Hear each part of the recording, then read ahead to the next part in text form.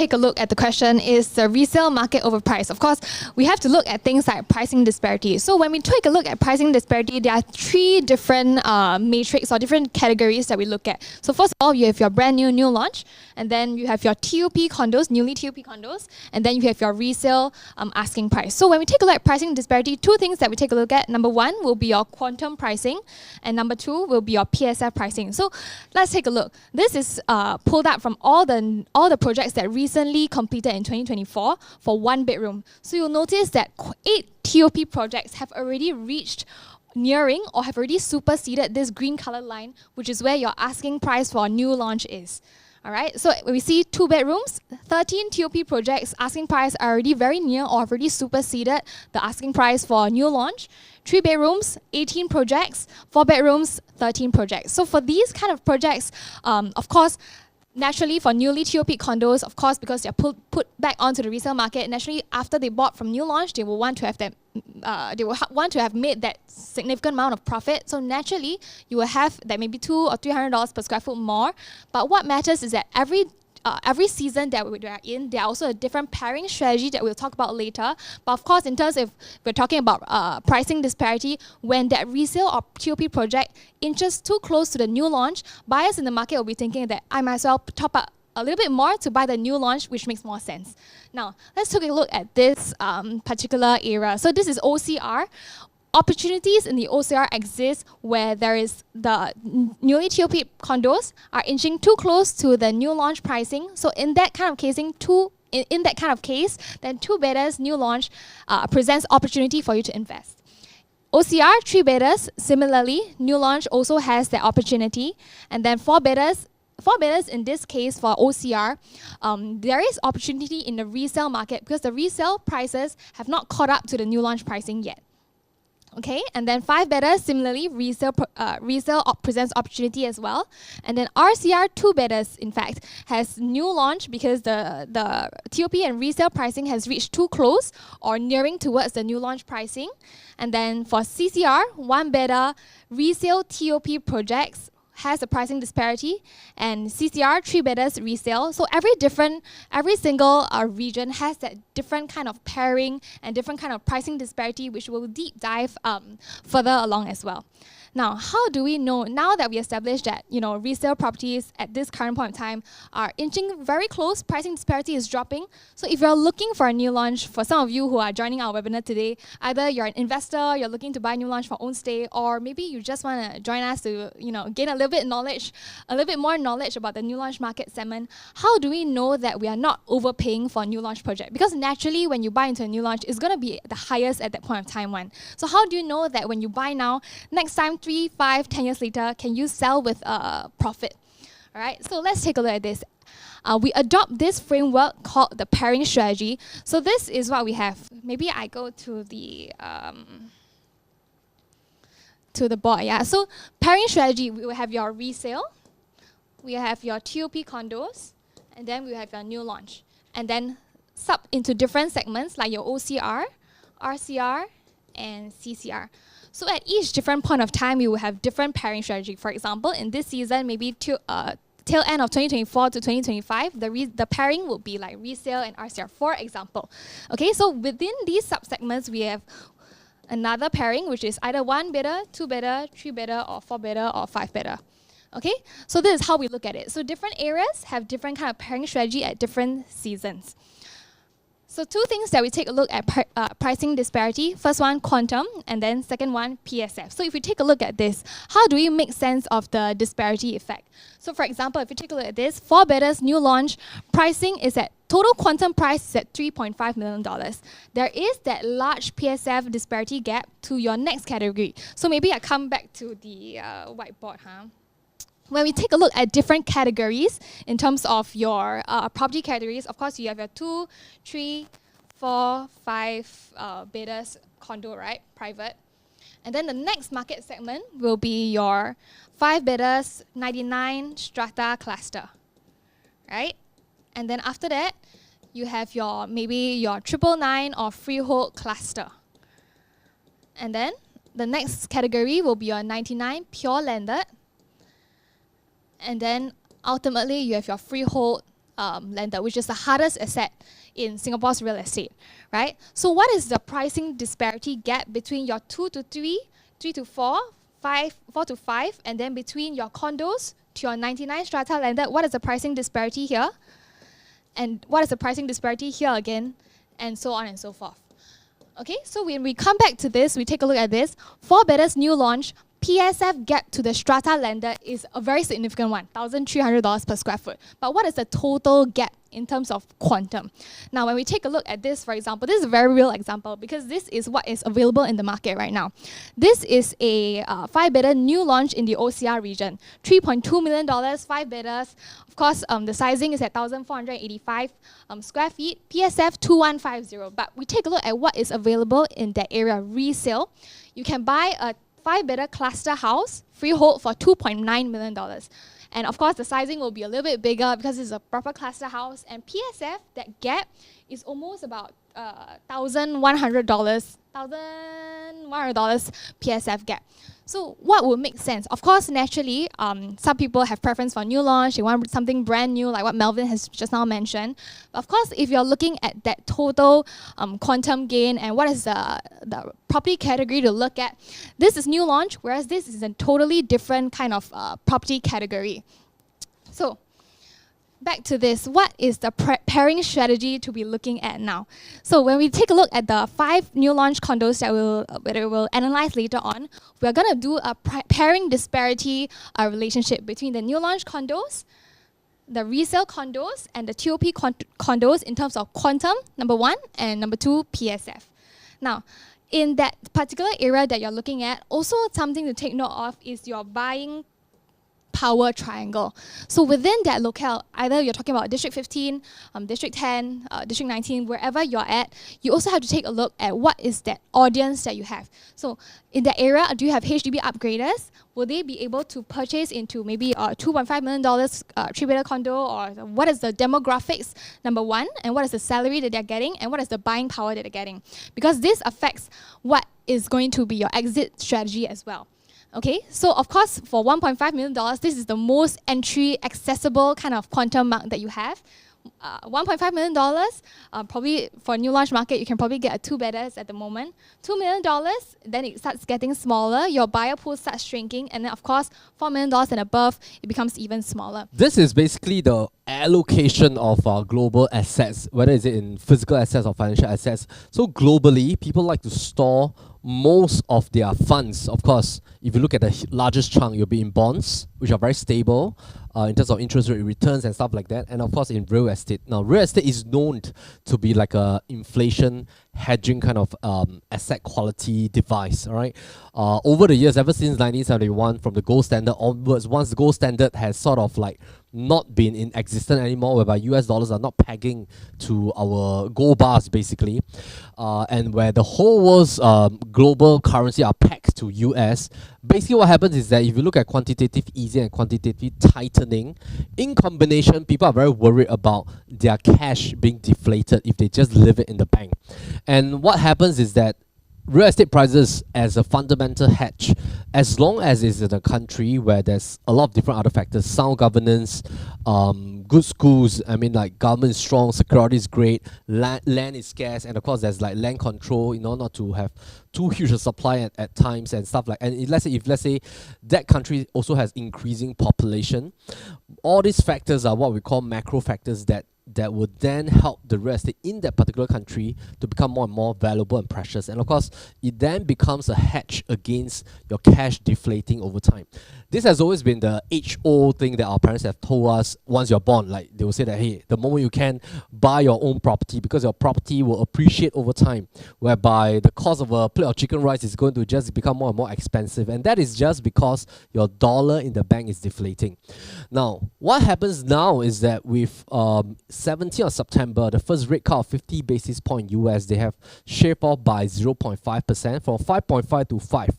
And of course, after the elections in November, what might happen is that in the next few Fed meetings, if we see more rate cuts, then a lot of times the rate cuts happens in conjunction with increase in money supply. So of course, if you look at this, equities follow money supply flow. So when money supply increase because of decrease in interest rate, most of the time this is being injected into the equities market or the stock market at times. And of course, if you look at this has what has been happening ever since 2022. Quantitative tightening has increased the interest rate, all right, but quantitative tightening is meant basically to reduce the money supply. But now we have went back to the first rate cut, which means that we are back to increase in money supply. We call it quantitative easing. And basically when that happens, when more rate cuts happen, what's going to happen is that interest rate will start to drop, buying power increases, stocks will increase because money supply has increased. If you look at what happened in China recently, the China stocks are doing very well because the Chinese government has just decided to inject liquidity, and that is what they call increase in money supply. So when that happens, once profit taking happens in the market, most of the time people want to take out their profit from volatile kind of stocks, all right, and then they want to take that profit and inject into something that's more stable so that they don't have to worry about volatility as they sleep. And that's what most people try to balance in a diversified portfolio. So we are off that methodology that we are back into a season, likely for the next 24 months. If interest rates continue to be cut by Fed, it affects our global interest rate, it affects our mortgage rate in Singapore as well, and it affects the behavior of people holding on to their wealth. And people might tend to then shift their profit into a safe haven kind of objective, and that might then propel real estate for the next upcoming few quarters. So when we look at this, I think the next important thing we want to look at is that how then shall we look at the local market? Because we are already now in a very matured market. We always like to draw that trend line graph with a few key pivotal moments. 2009 Lehman Brothers crisis. We have that 2013 where we had 5 rounds of cooling measures, and this is the time TDSR, LTV was very, very strict. ABSD was implemented for foreigners to be a very hefty volume. That took a shift and our market stagnated until 2016. And then from 2016 onwards, basically 2018 we have the en-bloc cycle boom. 2020, people thought that prices are going to go down, but then this propelled because of COVID QE, quantitative easing during COVID, where we will enjoy interest rates of about 1% for about close to 2 years. Now we are in 2024, and all in, we have 16 rounds of cooling measures. There's no way we can reduce. Just now, Phyllis showcased a table about $1 million HDB pricing. Actually, my concern is that in 2025, would there be further cooling measures for HDB properties? Now, if private properties show flats are going to be crowded in Q4 and Q1, and a lot of projects are going to hit like 70, 60 or 80%, will government then try to step in with even stricter cooling measures? Now, I hope not. And when we look at cooling measures, we have to take it with a lens of projection, because what are some of the mechanisms that government can do? They can so-called like limit your selling speed, all right? So now seller stamp duty is 3 years. It used to be 4 years. It used to be 3, went to 4 and back to 3, all right? Now, they can limit your LTV. That means now you can loan 75%, 25% down. If they were to further tighten this to, let's say, 70%, it will slow down the demand, because people will then have to save another 5%, 30% down payment, plus your stamp duty, which is 4 to 6%. That will slow down demand. So this is a demand measure. This is basically a speculation measure to prevent people from speculating. But this is already working, because the average timeline based on statistics is that Singaporeans tend to hold about 9 years before they sell if they are buying for own stay. So I would say seller stamp duty is not a huge concern. Now, ABSD is to prevent people from buying a second property. Now, Singaporeans 20%, foreigners 60%. I think this is quite sufficient already. Now, of course, the next one they can tighten will be TDSR again now, which is already very tight, because they are only taking 55% of your income to assess your monthly mortgage. So I think the danger is, of course, LTV. And that will mean that if you think that if the interest rates are to come down, people are continuing to buy because people are now buying under a decoupling kind of strategy. Husband, wife, one each, but that's about max. A lot of people are actually not paying ABSD. 20% is a lot, right? If you buy 2.5 million, 20% is about $500,000. So before you even buy the property, you technically lost money. So I would think that if you think and you are sitting on the sideline, and we're always of the notion of not timing the market, because in Singapore, we have 9 out of 10 people owning real estate. We're in a country with very high ownership rate. The strategy here is to keep yourself in the market with at least one asset, which is your own stay, and not to spend money on rental all the time. So if you're of the notion that maybe something is going to happen in next year, then it might make sense to take action now, because you can still enjoy the 75% LTV. Of course, I hope that this will not happen. Nobody hope that it will happen. But what I'm trying to say is that in terms of macro factors, we are a very mature country. In fact, last year, based on some statistics, we are one of the top few countries that attracted more millionaires, high net worth millionaires to our country over the last 8 years. In fact, I think the statistic is that we have a total of increase of 3,400 millionaires over a specific period of time. We can share the report more. If you want to know more about that particular research, you can just key in saying that I want that research in the chat box. So let's come to this again, is that when we look at a micro factor point of view, before I pass back to Phyllis, this is OCR, RCR, and CCR. So some of the projects that we're going to talk about will be OCR. For example, the Tampines plot is over here. All right. We're also going to talk about a D19 project, which is at the brim that's going towards RCR, but Chuan Park is actually located right at the fringe of OCR, very close to RCR. All right. So this is D19. We're also going to talk about some projects that is going to happen at Zion. All right, which is D3. Fringe of D9 as well. We're going to talk about D15, which is over here. D15, all right. This is RCR. What's the final project, Phyllis? What's the fifth one? Oh, Nava Grove, all right. Nava Grove is D21, right? So it's over here. D21, Nava. Now, the strategy for different regions is different, okay? Now, firstly, OCR is called HDB Upgraders Playground. HDB upgrading families, they love to resume back to get a private property in OCR. And now OCR is actually doing very well over the last 5 years because of decentralization. If you notice, Jurong is like the second largest business district. You also have the North, which is happening with its own hospital and stuff like that. You have Tampines, which already have an upcoming hospital plot. You already have Punggol as the digital district. You already have basically like Simei also having its own hospital. If you notice, there's Sengkang as well, own hospital. And if you look at the recent announcement, a lot of the MRTs at OCR are going to have their own integrated development. And a lot of international schools has already been repositioned outwards. For example, the latest one, ACS, being repositioned to Tengah, right?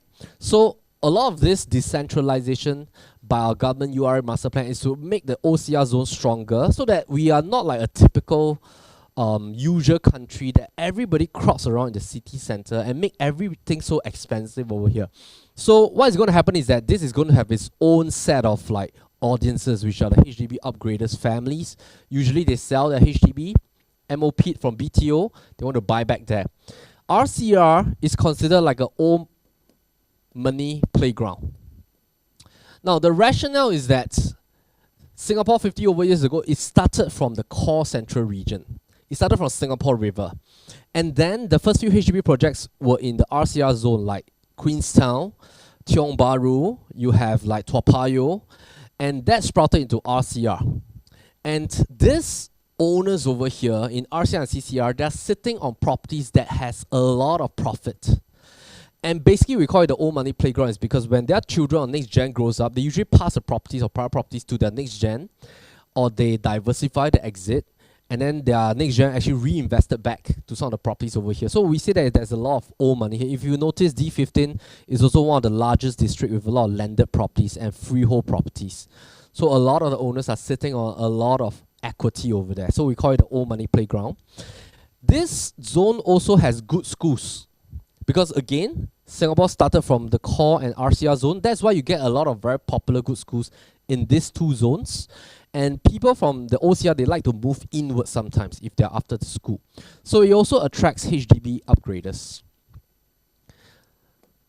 Now, the final one is CCR. CCR, we call it the foreigners flipping playground.